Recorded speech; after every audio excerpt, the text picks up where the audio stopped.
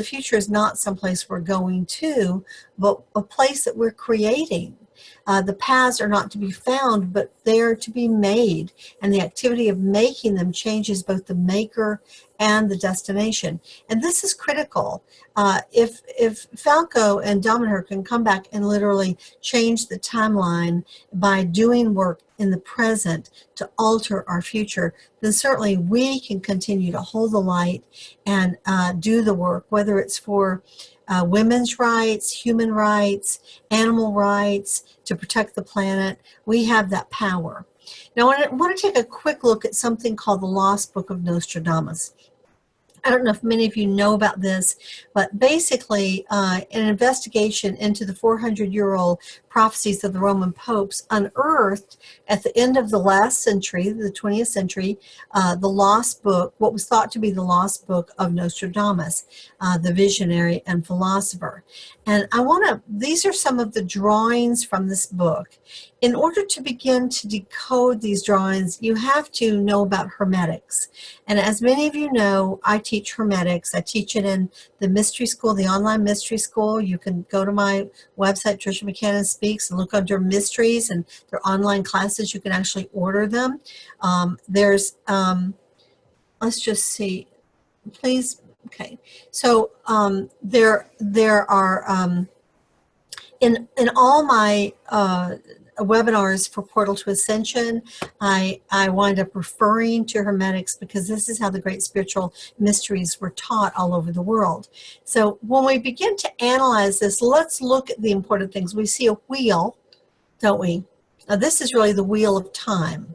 I just want you to know what it's really referring to. Here's the hand of God. He's turning the wheel of time. It's the wheel of the ages, okay? And we can see the time, the hourglass right here telling us. And at this point, we have what looks like a rooster and what looks like, I think, a peacock. I would say that's a peacock. So this is sort of the contest between, I would say, the more ascended self and the ego self, the cock-a-doodle-doo of the ego, the cock of the walk, versus who we really are, the many-rayed, exquisite being. Now, we have all sorts of characters. We have the lion, which would kind of represent, I think, the Son of God. That's a classic symbol for him. We have, looks like a little dog or something with a Pope's hat here. He's underneath, and the lion's holding his leash. We've got a human man with a sword with a chi-ro on his chest here. The chi-ro is a symbol of the cycles of time. We have what appears to be, I think it was a woman, and we have an eagle here.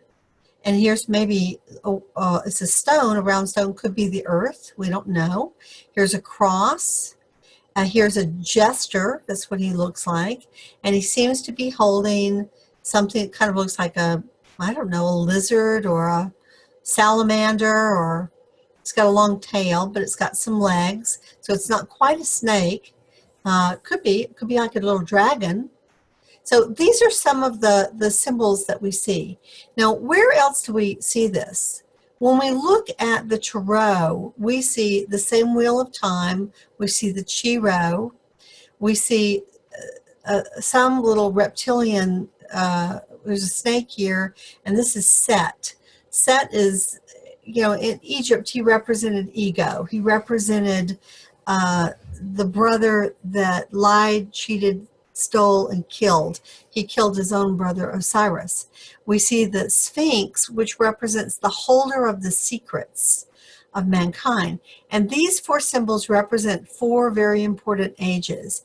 The age of Taurus, the bull, the age of Leo, the lion, the age of Aquarius, the man that we're going into now, and the age of Scorpio, the eagle. And the high expression of Scorpio is the scorpion, the eagle, the phoenix. Those are the three expressions of Scorpio.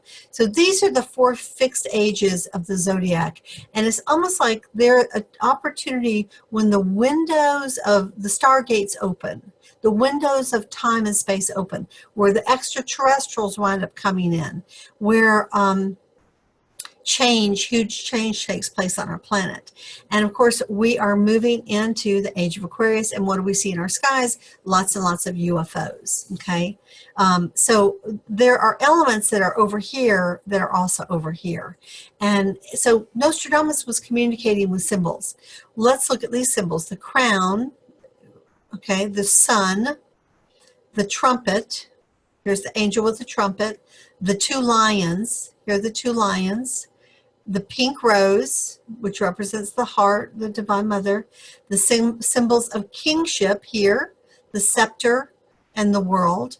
And the keys to the kingdom shaped like the Chi-Rho. And we see it here. The Chi-Rho always represents the ends of the cycles of time, the turning of the ages. Okay, and there are other symbols here that represent this too. For example, the lions. The lion, this is a symbol in ancient Egypt known as Aker. It's the lion that faces to the east and the one that faces to the west. The one that faces the past, the one that faces the future. His name is Rowdy, that was his name, and the sun between them. And this is the present, and this symbol represents the heavens here. And of course, here is the tarot card that represents Judgment Day. At the end of the cycles of time, we have a life review, and we figure out whether or not we became conscious enough to become masters, or whether or not we're still wandering around in the illusion or the delusion or the days or the world of ego and pride.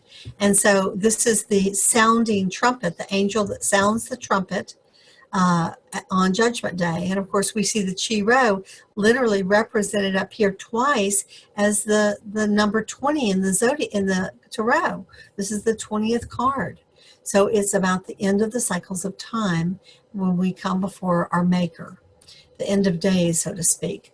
Now, let's understand this symbol of Rowdy a little more clearly. He was called yesterday and tomorrow. That's what he represented. Here is the Sphinx, who was looking 12,000 years ago when Atlantis went down at the constellation of Leo the lion. And of course, the Sphinx is a lion, isn't he?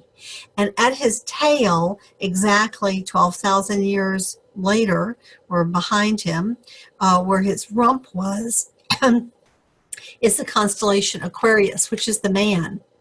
And what is the Sphinx? He's a combination of a man and a lion, isn't he?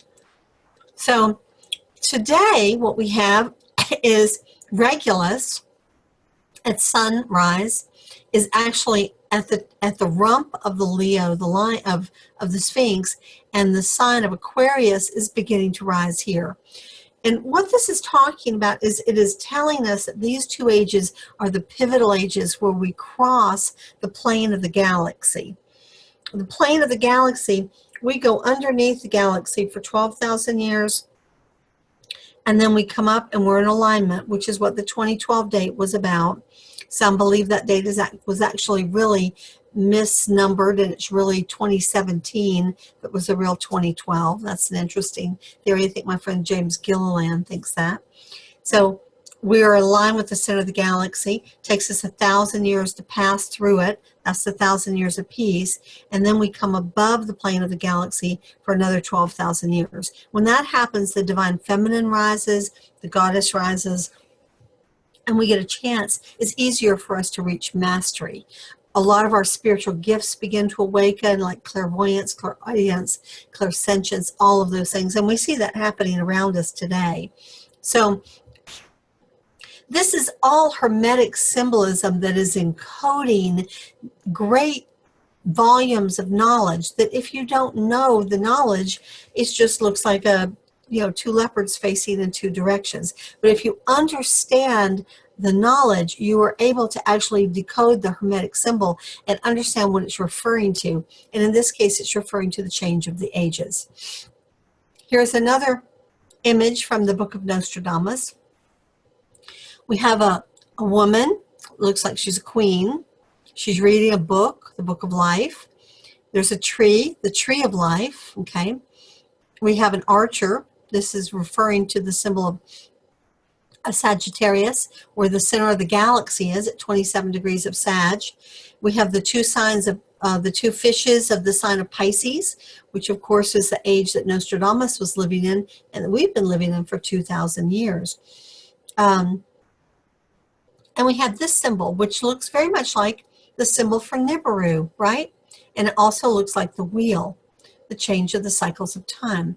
So it's like saying, within the cycles of time, we strive to achieve kingship or queenship. We must read from our book of life to discover how we have done. We must find our path on the tree of life to reach the center of the galaxy, whether we're in the age of Pisces or not. And you see there's a gap here between the age of Pisces and this is where we are now. We're at the change of the ages. Okay, we haven't gotten over to this side yet, but we are aligning with the center of the galaxy. So that's what's really critical. Here we have some other pictures from the Book of Life. This is actually an image of Sagittarius. And here's the Archer. Here's the Tree of Life. Here's Pisces the fishes. And here's the Book of Life. Here's the symbol for Nibiru, just so that you can kind of compare it for yourself. Here's another one representing the path of enlightenment. Two columns, and the middle path is the way to go in the middle, which represents the sun, which within the Kabbalah or the Tree of Life is the heart, and it's the path that Jesus taught us, isn't it? The path of love that brings us into Buddhahood or Buddhaship. Here we are. Now this symbol is represented by this Freemason apron. Here are two columns. Here's the inner temple, inner adium is what it's called, building the inner temple. These all have to do with a balance of 6, 1, 2, 3, 1, 2, 3. This is like the 6-pointed Star of David. Here's the sun and the moon, the masculine and feminine, in order for us to achieve heaven. Here we are again with a similar image. Here's the checkerboard square of life with all the negative and positive. Here are the two columns with the sun and the moon, the all-seeing eye of Horus here. In order for us to enter the inner adium or the inner temple, we must die to our old selves. And we even see the Chi Rho symbol here, don't we? In the skull and the crossbones. We must have our little self, our ego, die. And this is actually almost like a little tree from the Tree of Life, in order for us to travel through those doors in our true self, our enlightened self, lighting the flames of knowledge, the Trinity. Here we have the same thing again in the Tarot. The path is a path that we must make. Here's the Scorpion going up the golden path to the sun and the moon and join together. And here are the two columns. And here are the two parts of our nature, the ego self and the soul self, that must be co-joined in order for us to rise up through the pain and suffering that Scorpio often brings, the correct use of power. Here we have it again.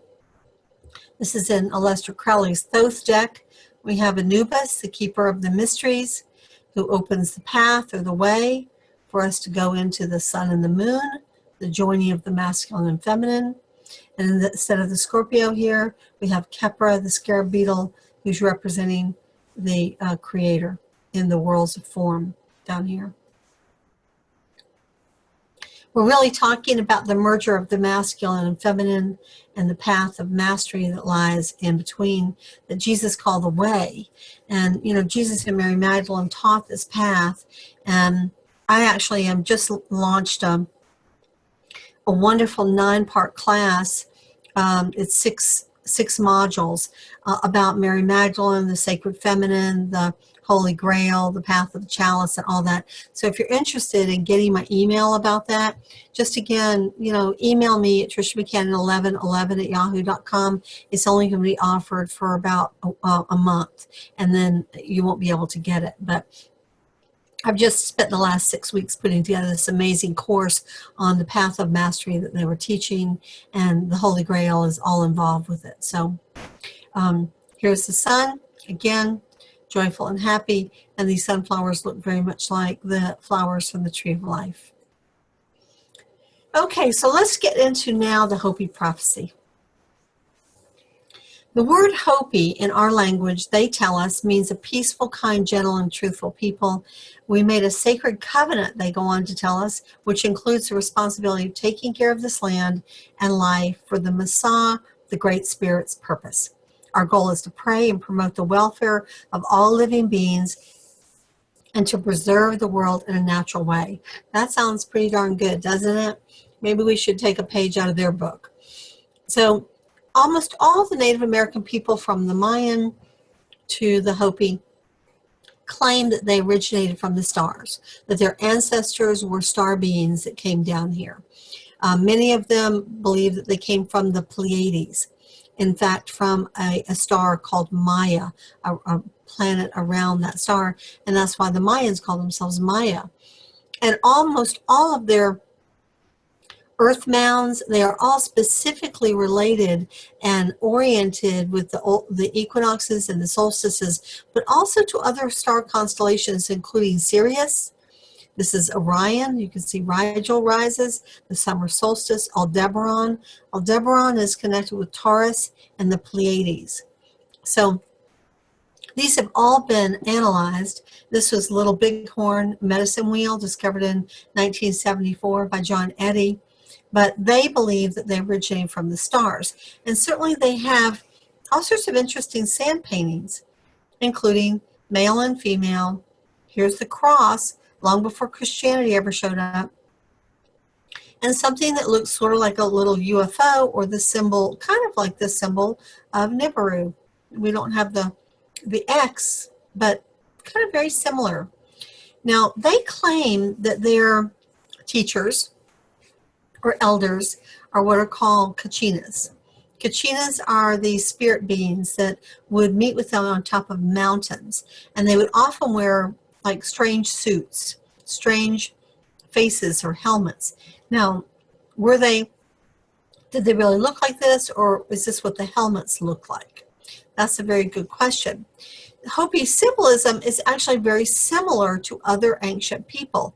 So this is the Trojan dialect, this is Egyptian, and this is Phoenician.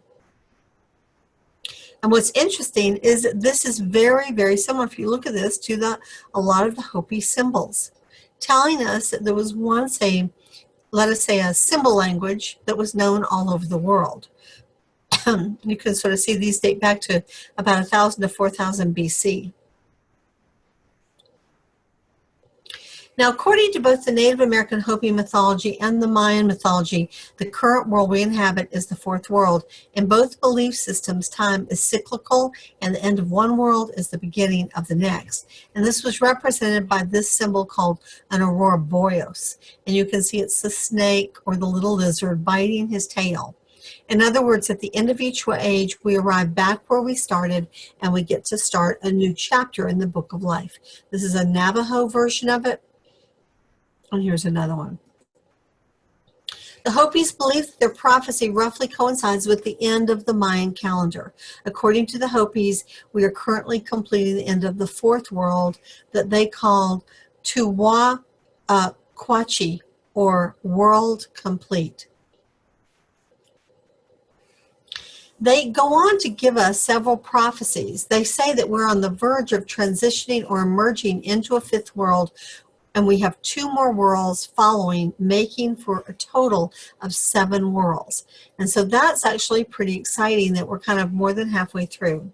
In each of the 3 previous worlds, they tell us, humanity eventually went berserk, bringing ruin upon themselves through destructive practices like wars, misused technologies, and the loss of the connection to the sacred.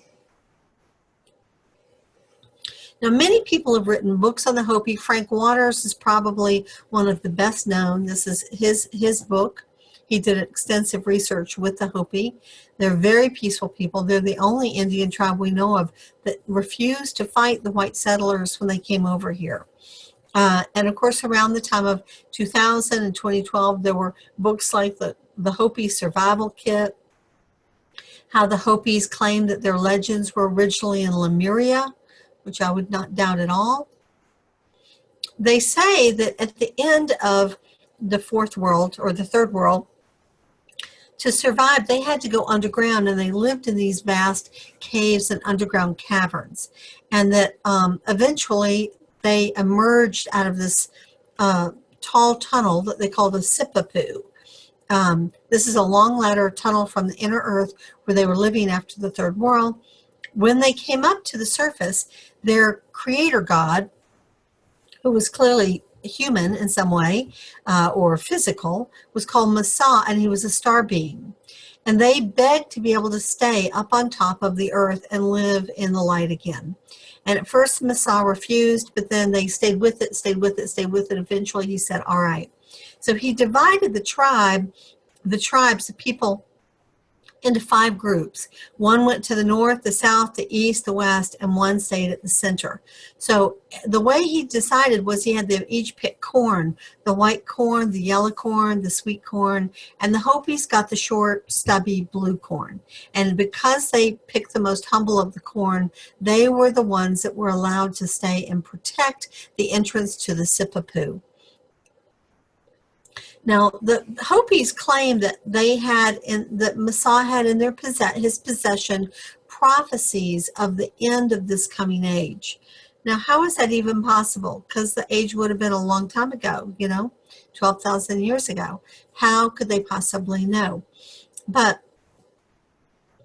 these stone tablets, there was a corner that was taken from the stone tablet and actually was given to one of the tribes. And it's prophesied that at the end of this age, the Pahana, or the true white brother, will come with that stone tablet.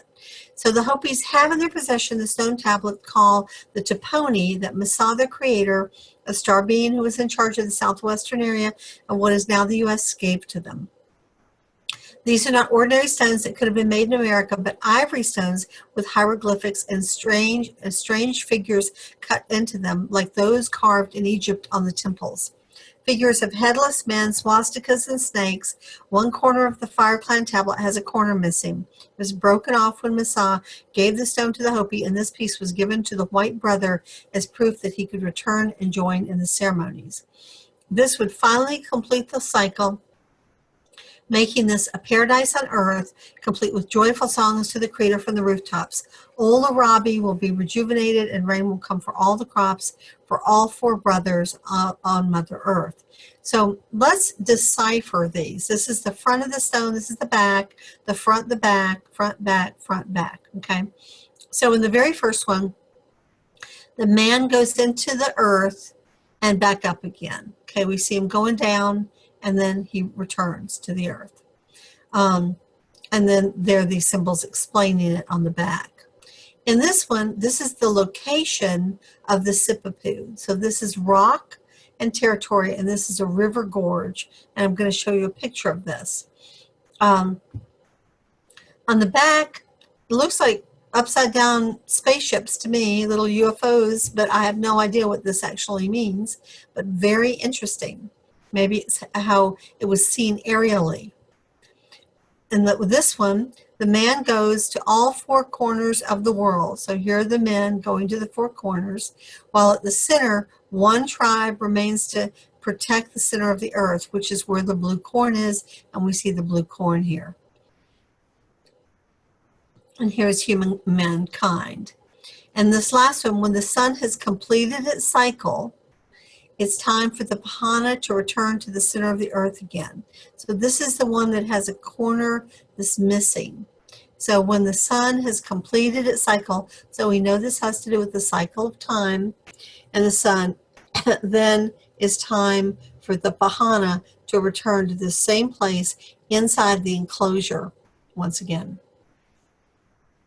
This is an aerial picture of the Colorado River at the Tatasco point at President Harding Rapids. The dash line, here we see it here we see it here, is eminence break. It's a fault line. The map covers about 1 square mile, is extremely accurate, like 95% when matched with the topography map. The entrance to the Sipapu, the place of emergence, is there. The other Sipapu at the junction of the Little Colorado River is a ritual site. So it's actually matches this really beautifully, doesn't it? Quite incredible. One of the tablets Messiah gave to the Fire Clan was very small, about 4 inches square, made of dark colored stone with a piece broken off at one corner. On one side were marked several symbols, and on the other the figure of a man without a head. Messiah was the deity of, and here's the one without a head. Messiah was the deity of the Fire Clan, and he gave them his talent just before he turned his face from them, becoming invisible, so that they would have a record of his words.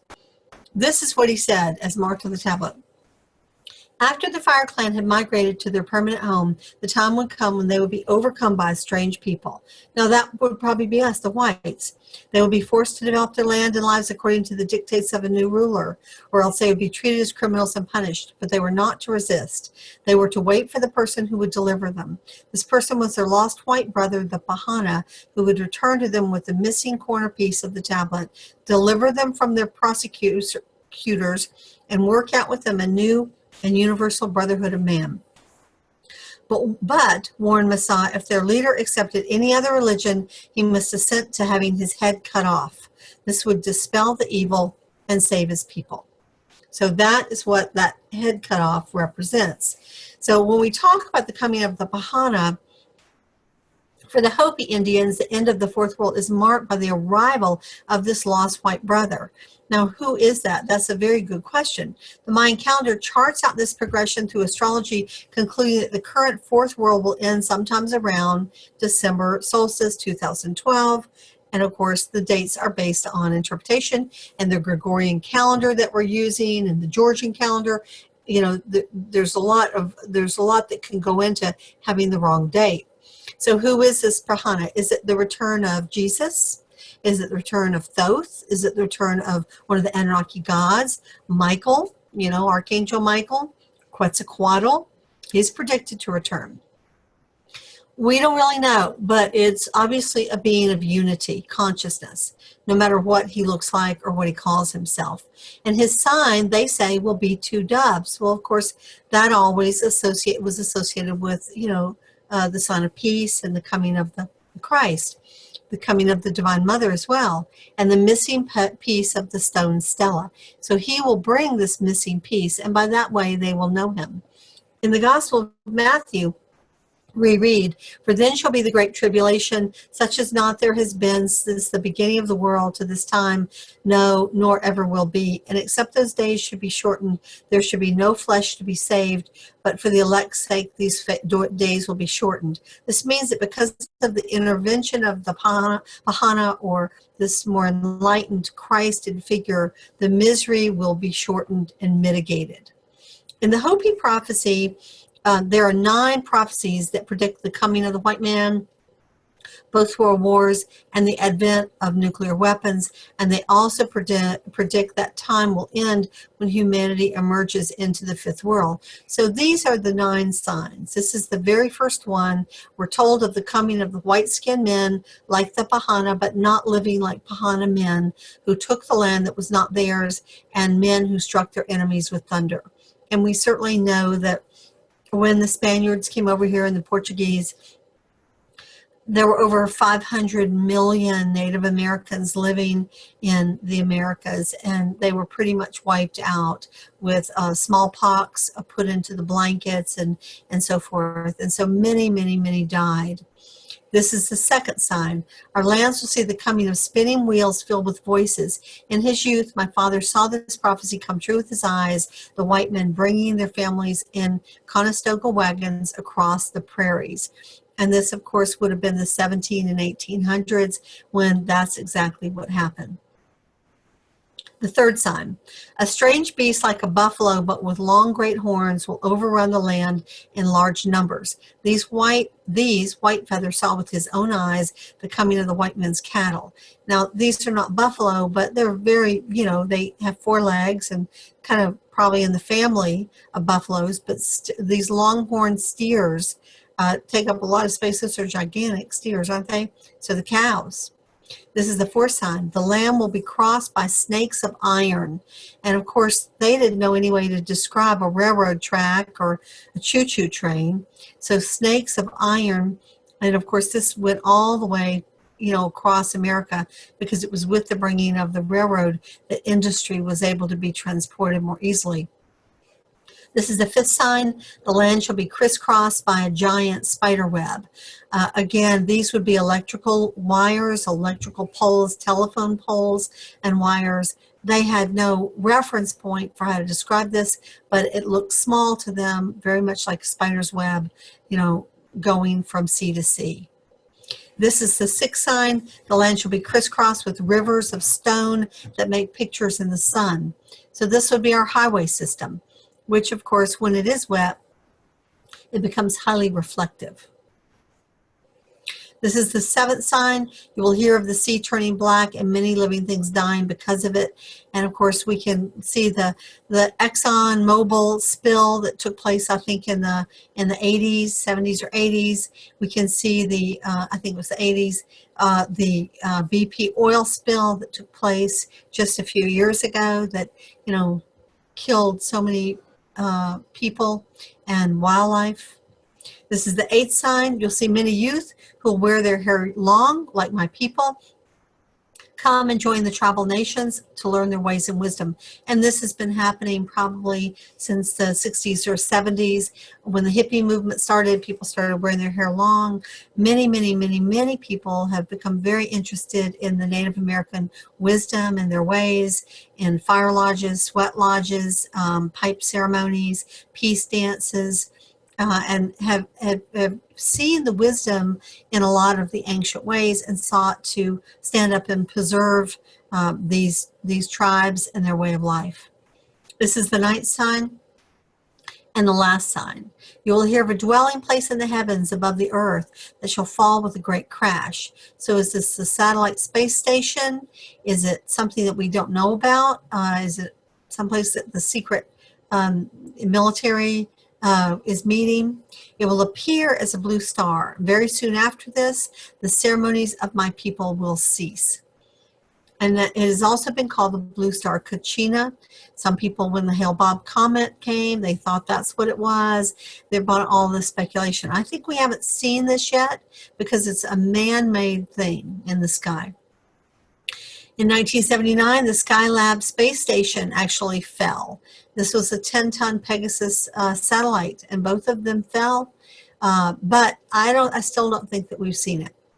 An ancient petroglyph called the Hopi Prophecy rock depicts three individuals representing three preceding worlds in which people have traveled a two-hearted path. This is where you get the whole idea of you speak with a forked tongue. You say one thing, but you mean another. Where people thought only with their heads and not with their hearts. The fourth figure is our present unsustainable fourth world, which is about to be destroyed by cosmic lightning.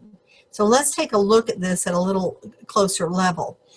So to the figure to the left, we are the figure to the left. That's him. We must now choose between remaining unbalanced and descending into conflict and destruction, or start thinking with our hearts and thus return to the one-hearted path that leads to survival and harmony with nature and our cosmic kin.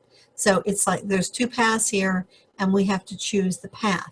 These prophecies tell how a lust for power, possessions, and an obsession with what others have will corrupt our civilization, bankrupt our morality. If mankind was incapable of correcting those flaws, then divine intervention would be necessary to protect the Mother Earth. And we can see there are many wonderful people that are trying to change that inertia, but there's still many, many people that would sell out any principle for money.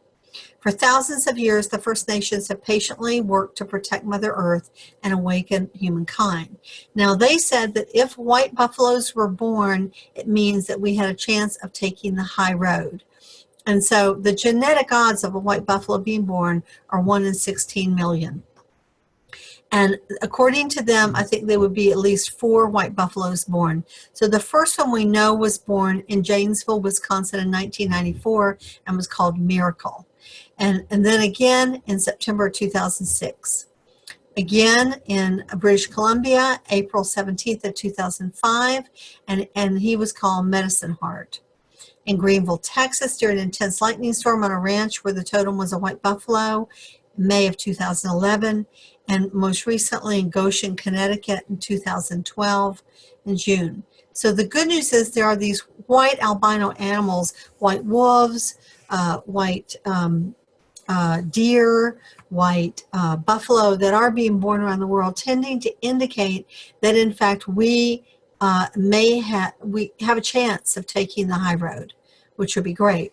The appearance of a white buffalo is regarded by some followers of American Indian spirituality as on par with the Christian idea of the second coming of Christ, said Bob Pickering, a researcher at the Buffalo Bill Historical Center in Cody, Wyoming. I've heard at least one Lakota elder make that claim, said Pickering, whose book, Seeing the White Buffalo, delves into the legend of the rare creatures. It heralds the return also of white buffalo calf woman, which is the divine feminine that talks about the importance of bringing everything back into balance. That is the core of her lesson. She represents the archetype of the goddess, of the priestesses, of the enlightened women, and the evolution of consciousness that must happen on our planet if we're to come back into balance. And I want to share this book with you because I have a very strong personal connection and history to these prophecies that I won't fully go into in this presentation, simply because it's very deeply personal. But I will say that I have been involved in some very profound prophecies and visions about this, and this book played a part in that. This was a book that materialized in my satchel when I was on a plane coming back from speaking at the First Star Visions Conference in Sioux Falls, South Dakota, in 1996. It was a very powerful conference with about 650 people there. It was put on by a Dakota elder, now called Golden Eagle. He was standing elk at the time, and a white woman. And it was the first in a series of them. And I spoke at the first 4. And there were wisdom keepers from all over the world, and not only Native American, but other countries that were there. It was quite an honor. And when I got on the plane to leave after doing a sweat lodge all night and seeing visions of the shifting of the poles and the rising of the waters and half of Japan going down and Mexico City going down and a whole of Stygian darkness and San Francisco flooding and the Mississippi flooding and part of Chile going down and so forth, I thought I would just try to sleep on the plane, but I was actually going to Peru to lead about 50 people down there for 2 weeks. And this energy descended over me, and I began to hear in my head, white dove woman, white dove woman, white dove woman. Well, that's now my spiritual name, because that's who I'm serving, is that Christed spirit of peace. And I wound up reaching in my satchel, and this book had materialized in my satchel, and I didn't even have this book. Well, this was written by a white man and a Native American man, an Eskimo man, and it's the legends of about maybe 12 or 14 different tribes. And this fellow, when he was a little boy, his father was a doctor, and it was the late 1800s, and his father was summoned to an Indian reservation, and he saved the life of a chief's son. And the chief offered him money, and he said, no, I'm not going to take any money. And he offered him this pipe bag, and it's a very big Lakota pipe bag. And from the time this bag came into the doctor's house, his son began to have dreams like clockwork, one each week, about this shifting that was going to take place on this planet. And in this shifting, the Native American, the people basically would become spiritually, emotionally, let's say, bankrupt. And they were gasping up on top of mountains. And they looked up into the sky, and here they saw this this white dove coming down. And all the spirits of the Native American people and all the different cultures of the world, whether they were living or dead, those that had been trapped here, arose and began to march up into heaven. And it was like a splitting of the plains. And so in this very powerful set of visions and experiences, I opened this book while I was on the plane, and it fell to this page, and I began to read. And I'll share a little bit of this with you. My father was surprised and asked the chief why he was giving him such a valuable bag, and the chief told him that in a dream he had been told to give it to the first white man who did something kind for his family, because someday his giving this bag would bring good to the Indians. My father told me that one day the beautiful bag would be mine, and that if my heart was good, he felt the bag would be of good help to me. Soon after my father had shown me the pipe bag and told me the story, I began to have my strange dream. Over and over, the dream came in, always exactly the same in every detail, from the age of 5 to the age of 9. In my dream, I seemed to be floating in the sky, looking down at a land of many round hills. On the top of each hill was a group of Indians. Some of them were lying on the dry grass with their fingers digging into the ground despairingly. Others lifted their arms hopelessly to the sky. Women were huddled together weeping. All were wearing old cast-off white men's clothing, just rags. Their faces were filled with a deep sadness, and their skin seemed to have been drawn over the bones, so that I felt both bodies and souls were hungry. There seemed to be a growing strange light in the sky. Looking up, I saw the sunlight flashing on the wings of a beautiful white bird, a dove. The dove circled down to the sky, its body and wings pure as new fallen snow. Fluttering and circling, it came slowly, but there was a feeling about it of immense power, as if all that was in the sky centered upon it. As the dove came near the top of one of the hills, a strange and remarkable thing happened. The Indians there suddenly sprang to their feet, gazing at the dove. The white men's rags fell from their bodies and disappeared. Instead, they now lifted their heads proudly under handsome headdresses, and their bodies were covered with clean buckskins that glittered with beads and buckles of shell. Their faces glowed with happiness and joy. Their bodies arched like bows drawn back to send forth the humming arrows. Then, to my amazement, they began to march up into the sky after the dove, marching with the springing steps of conquerors like lords of the world. As the dove dipped low again and again, other dark-skinned people rose joyously from hill after hill and marched up into the sky, following the beautiful white bird. I saw many costumes in my dream, but I did not know what they meant or what tribes they represented, only that feathers were waving, beads of many colors glittered, and brown arms gleamed with gold and bronze. Drums began to mutter, lifting and rolling into thunder, and pipes shrilled with triumph. Voices chanting ancient songs and shouted age-old eries to the people. Slowly a bow formed in the sky, a rainbow of people marching to glory, a rainbow of unity, and a vision so marvelous. And this is the picture that's in the book, that literally, like, the old earth is left behind, and that they literally go up following this dove into like a higher expression of the earth. And so there's a lot more to say about this story. It's a deep prophecy, and I will write about it in one of my books, but I haven't gotten to that point yet. So this energy that is coming, is it a dove? Is it a ship? Is it a is it a frequency from the great central sun? We don't know. But when I got to the part about the Hopi, to my knowledge, they don't say anything about a white dove, but they say that before the Pahana can come, there'll be 2 helpers that will bring 3 signs. Now, in the sweat lodge that I did all through the night, where I saw those visions, I saw 2 signs. I saw this sign and this sign, and I saw the pole shift. I didn't see this sign. This is like the Maltese cross. It's my belief that Jose Arguelles and the harmonic convergence was the first meeting. In this book, it says, the prophecy says, the helpers will meet 1 time, and then they will meet twice more. And if they do not meet, heaven help the planet.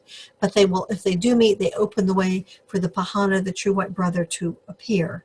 And so I believe that when the world came together in the harmonic convergence, that was the very first one in 1987. I don't think we've come together in 2 or 3 yet, but these signs, Jose Arguelles wound up putting the Mayan calendar at one point into the shape of a Maltese cross. And so I think that may very well have been his initiating of that experience at a worldwide level. That was the first movement, the first helper that came. But we are the other helpers, and there's actually an asterisk below helpers that defines them as large gatherings of populations of people. So it's not just one person, it's all of us coming together to change the world. Now, according to them, at the end of the present cycle, there would come a quickening where everything will be moving faster as the frequency of Earth increases. And there are people who believe that the Schulman resonance, which is 7.6, which is the heartbeat of the Earth, they believe it actually is increasing. John Velo Melchizedek talks about this, and Greg Braden talks about this. This is to achieve a lighter density in preparation for the planet Earth being separated into two worlds, with the new world moving to the next higher frequency or dimension. Unfortunately, what this has done, fortunately or unfortunately, is it's created a lot of challenges for people whose frequencies aren't resonating at a higher level. So in other words, if you're resonating at that field, things are working pretty well for you. But if you have stuck energy in your life, in your emotional body, which let's face it, most of us do, in your karma, then what happens is life gets tougher and tougher. And I think this is one of the reasons why a lot of people, are checking out. They're involved in the opioid addiction or alcoholism or drug addiction. It's escape because they don't know how to handle the frequencies. And certainly drugging yourself is not really the answer. It's a temporary answer, but it's not the real answer, because if anything, it just makes you less conscious. And the whole idea with this is to become more conscious, to begin to vibrate at a higher frequency, to do your meditation, to do your inner emotional healing work. I see people all the time in my private practice. I mean, I've read for over 6,000 people, and I do a lot of healing work for people. And there's some people that are so committed, and there are other people that are like, huh, what do you mean emotional work? They're really just at the beginning. But it's like if you were a boater, and the waves are very, very, very choppy.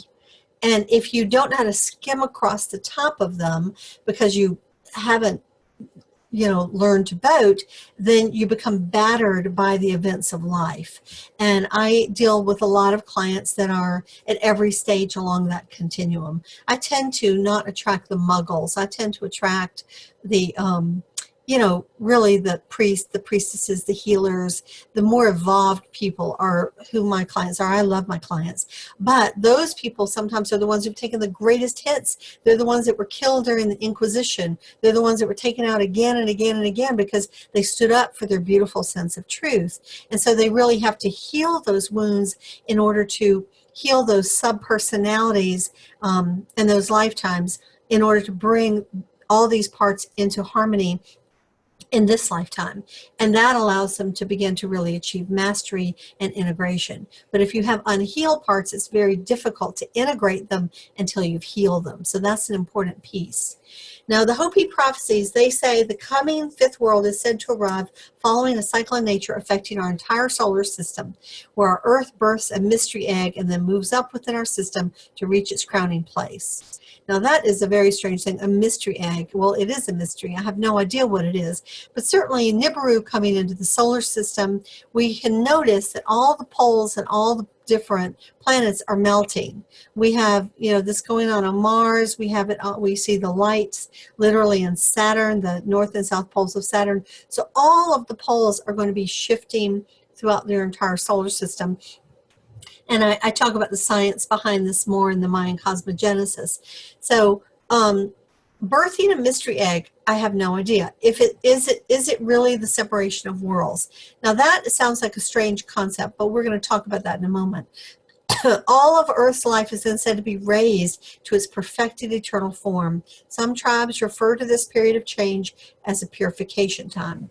And during the purification time, time itself is said to change.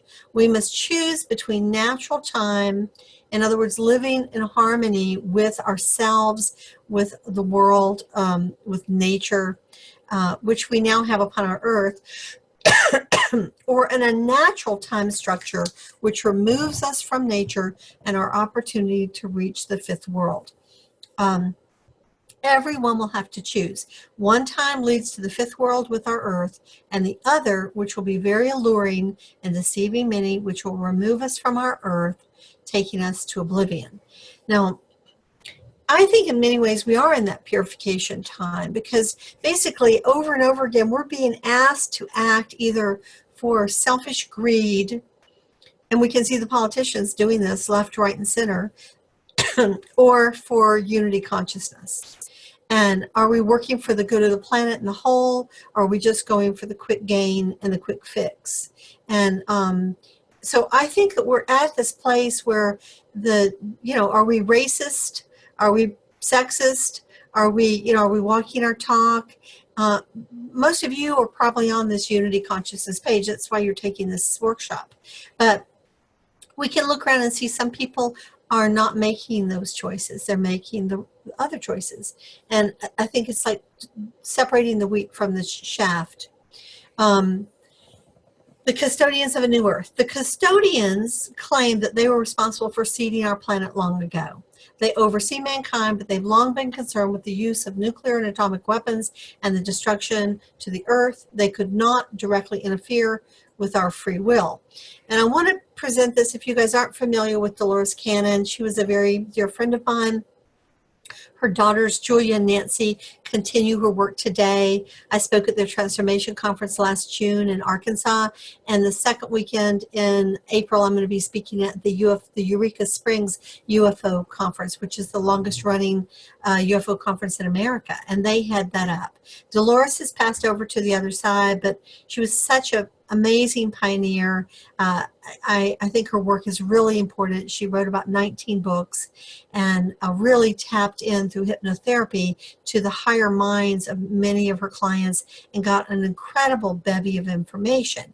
Now, through hypnotherapy sessions, the custodians that she was in touch with confirmed that the grand plan to save humanity involves the process of creating two distinct Earths. One that will remain in the third dimension, lower consciousness reality as it is now, and a second Earth that will reside in the fifth dimension or higher consciousness reality. Now that sounds pretty darn wild to me, because, I like science and, I like to be grounded and stuff. But some of the things that did not make sense to me years ago make a lot of sense to me now, because the more information I gather and the more consciousness I have, the more I can see how these pieces fit together. So while we may not know how this is going to happen, it's quite possible that it might happen. So how is such a thing even possible? That's a good question to ask.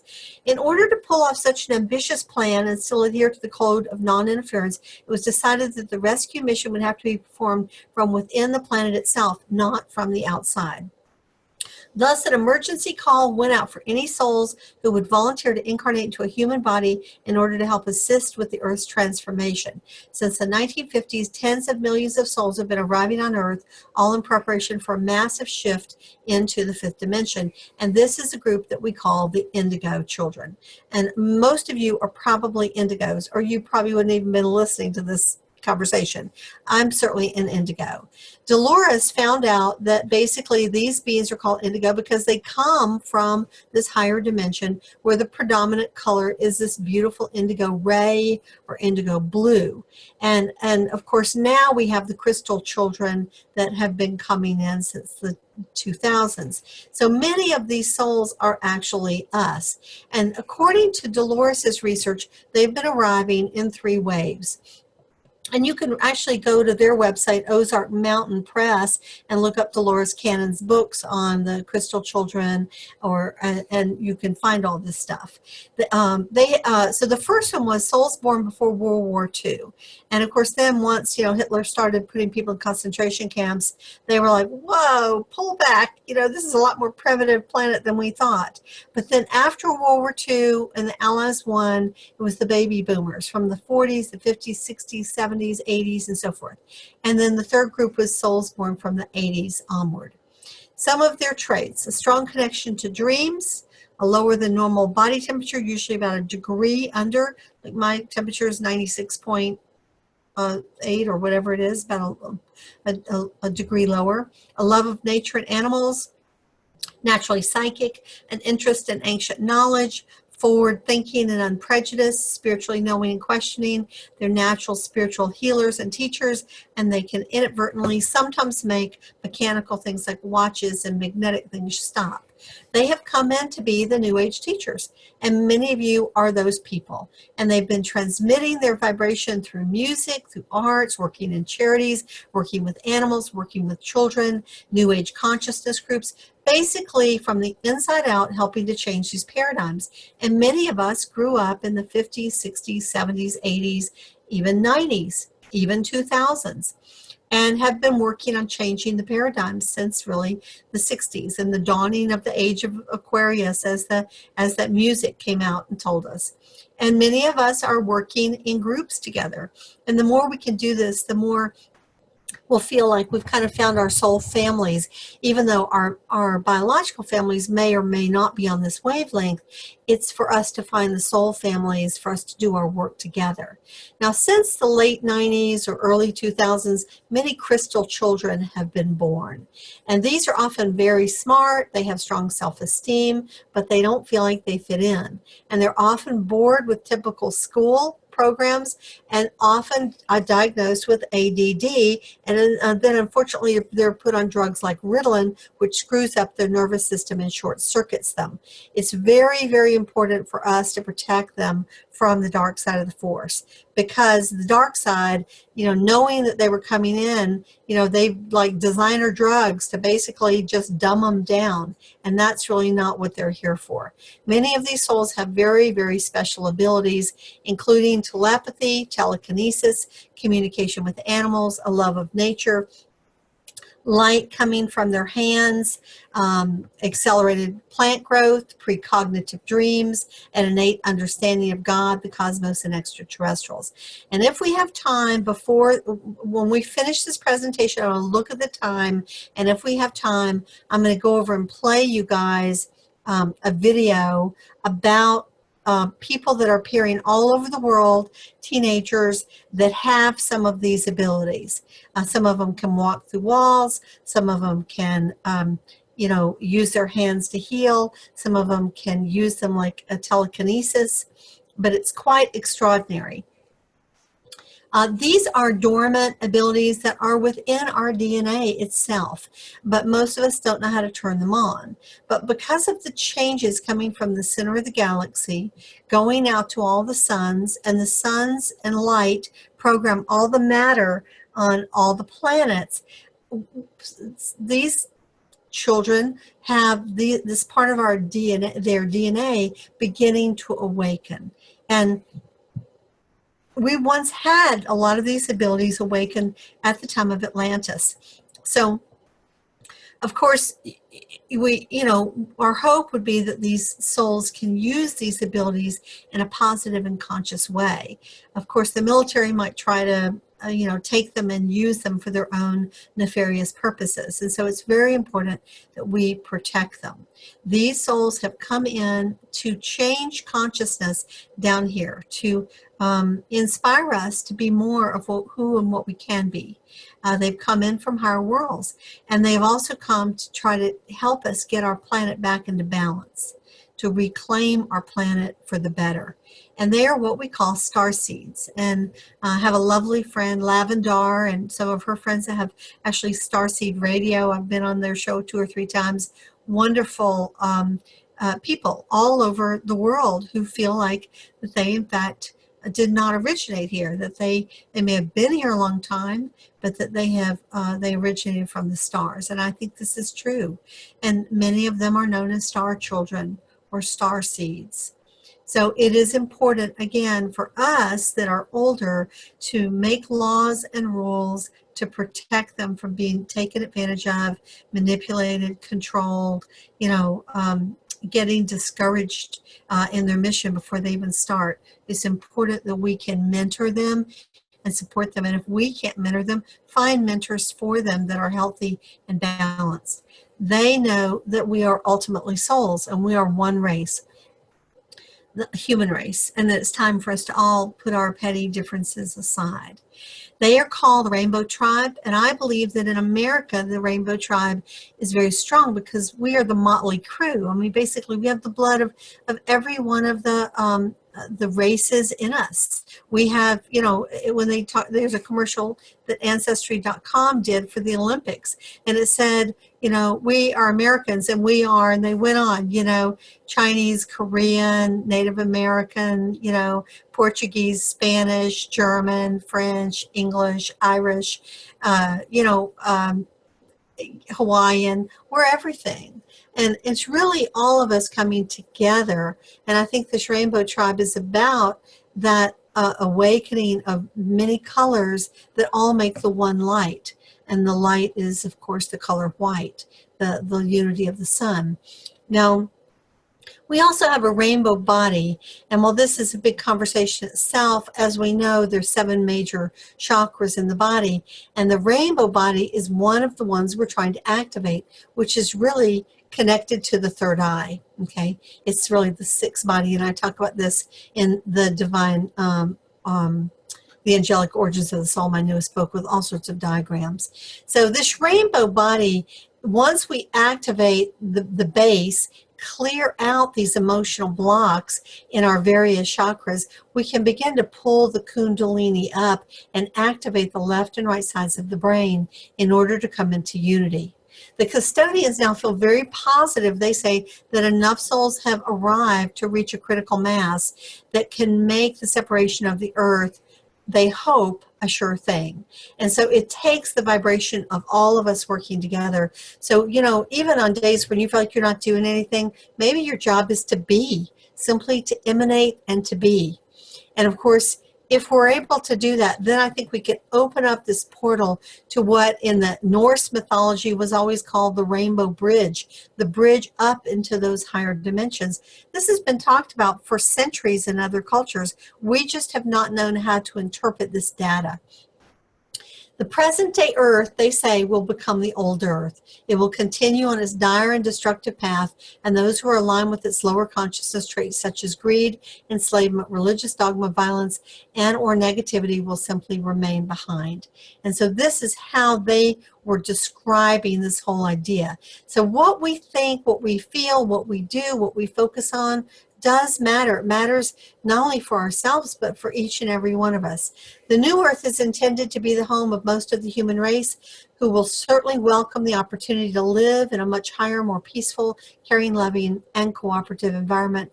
The new earth is going to be glorious, is going to be wonderful, and that's where the majority of us are headed, as long as we understand what's going on. And that's what Dolores had learned. The old world would remain behind with all those who refuse the opportunity to become enlightened and refuse to remember our original mission on earth. Those who've thrived on the control and misery of others, who sought material gratification and forgot to love all of God's creatures, will remain. The new world will return to the original mission of humankind of earth, living in service, peace, harmony, and being free of evil and illness. The survivors would inherit the new world and begin a new cycle of civilization in a higher dimension. These are the people who recognized the quickening and took action to remain open and calm as the frequency storm hit the earth. The notion of an emerging new earth is a common theme with a number of other researchers. Edgar Cayce talks about this, John Melchizedek does, Greg Braden does, and even David Wilcox have talked about this. The Hopi prophecies say that in the years following 2012 could bring Earth into a golden age and 1,000 years of peace, and that the world will go through a time of trial, suffering, and purification before this time of one-heartedness. And years ago, back in probably maybe 89, 88, 89, when I first began to speak, my guides told me I would write a book called Beings of Light Worlds in Transition. And this is the cover art that they gave me. And I found an amazing artist to do it for me. And this, of course, would be where the spine is. And this is where the back part would be. And this is Rigel, the guide that I work with. And this would be the front cover. And he was holding these 2 globes of light with humanity in the middle between them, poised as to which way we will go in the Vesic of Isis. And what's so interesting is this artist that I hired was in Los Angeles. And I gave her money. I'd seen her work. I thought it was beautiful. And I wound up about, you know, she'd call me every couple of months. Oh, it's not right. I'm not ready to start yet. I'm not ready to start. Then finally she said, Rigel showed up here. And I was like, what? And she said, yes, he says it's time for me to start. So then she calls me back a couple of weeks later and she said, he came and said he has to have a necklace on. I said, what? And she said, yes, it has 9 portions. I said, oh, 9, the Council of 9, of course. And she said, but I don't know what the symbols are. And I said, well, she said, the first one, though, is a circle with a dot at the center, which, of course, represents the sun and the unity, the singularity of God, the Creator. And I said, well, I know exactly what the others are. And so this was so interesting that, and of course, here are these UFOs and spaceships and so forth. And so I thought that this was so the galactic, alignment. So I thought it was just so synchronistic. So sometimes we get things in meditation that when we have a brain like mine, I like to prove things with science and history and, facts.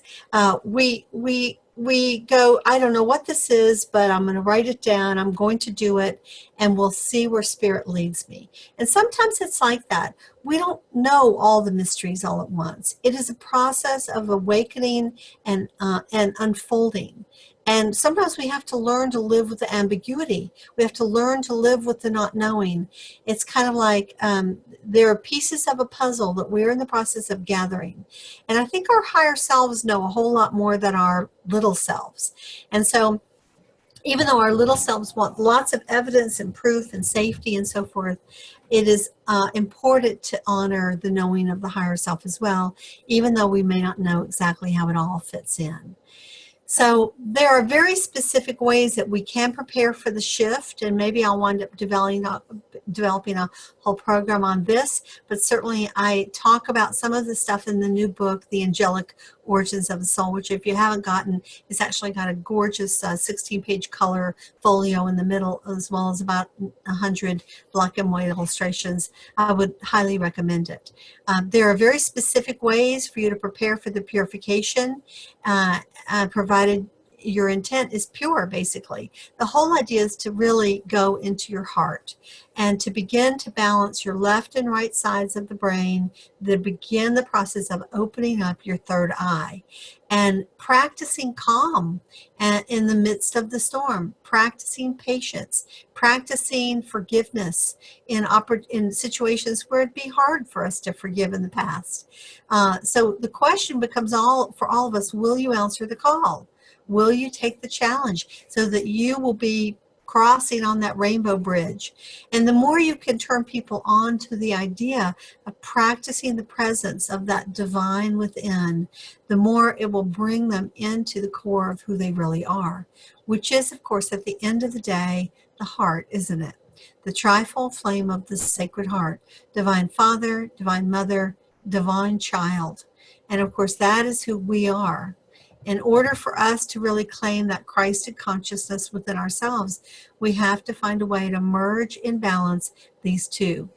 It's also important for us to remember, as we end this presentation, that our truth is stronger than the illusion, that who you are as a divine being of light is far more magnificent than what you can see. It's far more powerful than your body, even your mind.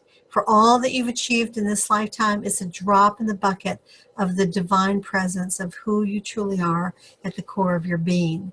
And knowing that truth and living more into that truth allows other people to live more into their truth with kindness and love, with compassion and understanding, and with forgiveness as one of our keys. We can get there.